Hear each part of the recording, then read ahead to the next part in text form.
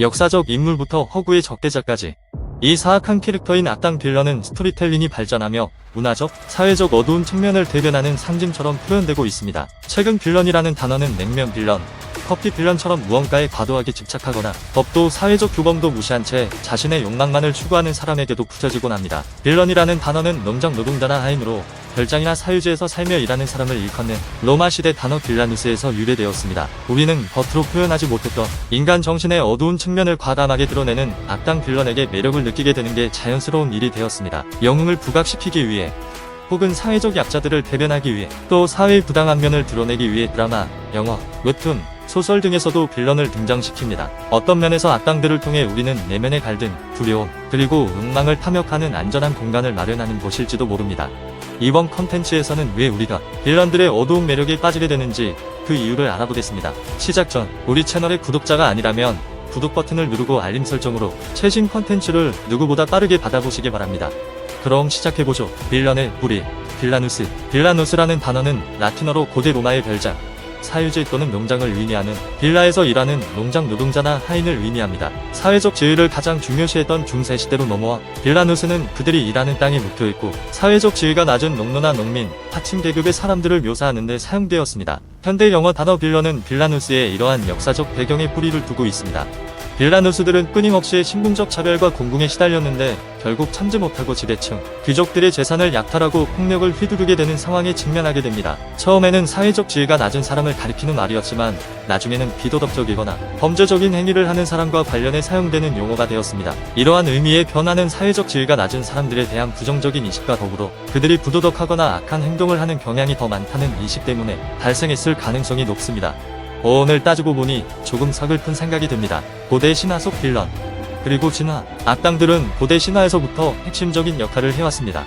그리스 신화의 메두사에서부터 혼돈의 신 세트의 이집트 이야기까지 악당은 영웅에 반대되는 역할을 수행하며 영웅적 자질을 시험하고 가치와 균형을 제공해왔습니다. 셰익스피어의 상징인 오셀로에서 악인 이하부터 밀턴의 신라본 속 사탄까지 악당들은 항상 이야기에 중요한 역할을 담당해왔습니다. 초기의 악당들은 종종 영웅들을 상대로 음모를 꾸미고 이야기의 중심 갈등을 일으키는 동시에 영웅의 도덕적인 성향과 대조되는 요소로 묘사되어 왔습니다. 스토리텔링이 진화함에 따라 단순 악역의 개념이던 빌런은 문학과 미디어를 통해 묘사가 더 복잡하고 섬세해졌습니다.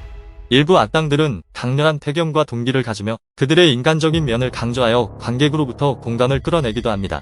빌런에도 종류가 있다. 악당의 진화하는 본성에도 불구하고 특정한 원형들은 일관성을 유지해왔습니다.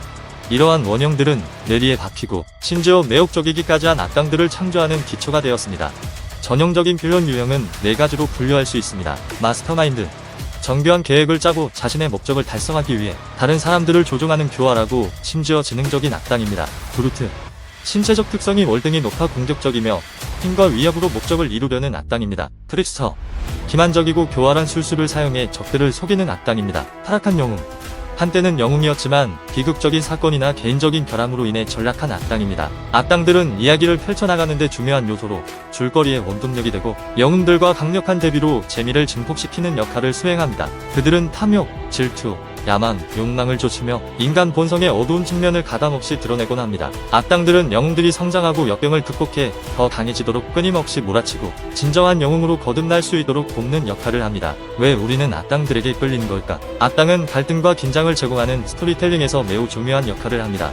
영웅에게 도전할 악당이 없다면 극복해야 할 위기나 장애물이 없게 됩니다. 영웅의 성장과 변화뿐 아니라 줄거리를 앞으로 나아가게 하는 힘이 사라지게 되는 것입니다. 빌런에게 끌리는 이유는 인간 정신의 어두운 측면을 이해하고자 하는 관심에서부터 시작됩니다. 모두가 가지고 있지만 드러내지 않고 밝은 면 뒤에 고이 숨겨두었던 더럽고 추악한 생각과 욕망조차도 빌런들은 숨기지 않고 오히려 더 내비칩니다. 종종 악당들은 복수, 질투 또는 권력에 대한 갈증과 같은 동기에 의해 움직이기도 합니다. 우리는 그들의 행동에 동의하지 않더라도 악당의 모습에 나의 욕망을 투영시켜 그 매력에 사로잡히게 되기도 합니다. 최근 악당들은 영웅 못지않은 카리스마와 오히려 더 높은 지능을 가진 것으로 묘사됩니다. 사회 전반에 대한 불만을 때론 폭력적이거나 비도덕적인 방법으로 표출해내는데 현실에선 있을 수 없는 방식으로 표현하기도 합니다. 또 한편으론 이런 악당 하나쯤 있어주는 것도 나쁘지 않다는 생각이 들게 하는 매력적인 빌런들도 존재합니다. 빌런이 사회의 공포와 가치를 반영한다? 악당은 종종 우리의 집단적 두려움과 불안을 반영하는 사회의 거울 역할을 합니다.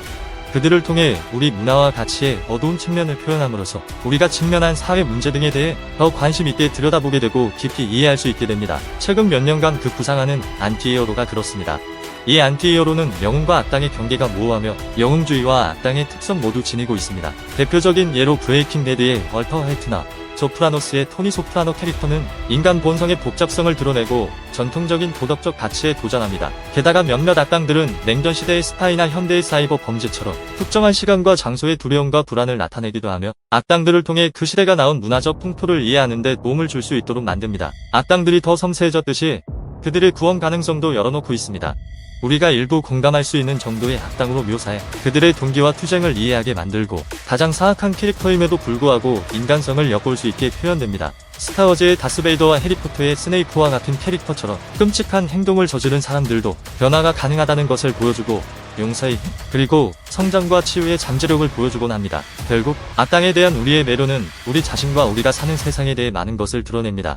인간 본성의 어두운 면을 탐구함으로써 우리는 우리 자신의 동기, 두려움 및 욕망을 더 잘 이해할 수 있습니다.